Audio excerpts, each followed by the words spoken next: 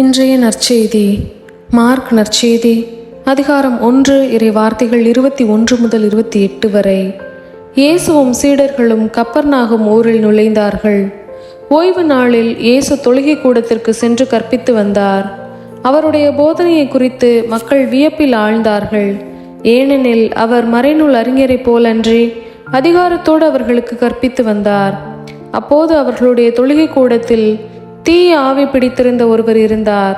அவரை பிடித்திருந்த ஆவி, நாசரேத்து இயேசுவே, உமக்கு இங்கு என்ன வேலை? எங்களை ஒழித்துவிடவா வந்தீர்? நீர் யார் என எனக்கு தெரியும். நீர் கடவுளுக்கு அர்ப்பணமானவர் என்று கத்தியது.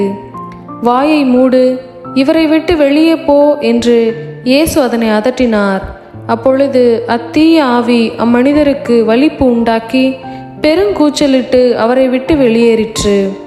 அவர்கள் அனைவரும் திகைப்புற்று, இது என்ன? இது அதிகாரம் கொண்ட புதிய போதனையாய் இருக்கிறதே. இவர் தீய ஆவிகளுக்கும் கட்டளையிடுகிறார், அவையும் இவருக்கு கீழ்ப்படுகின்றனவே என்று தங்களிடையே பேசிக்கொண்டனர். அவரை பற்றிய செய்தி உடனே கலிலேயாவின் சுற்றுப்புறம் எங்கும் பரவியது. இது கிறிஸ்துவின் நற்செய்தி. கிறிஸ்துவே, உமக்கு புகழ்.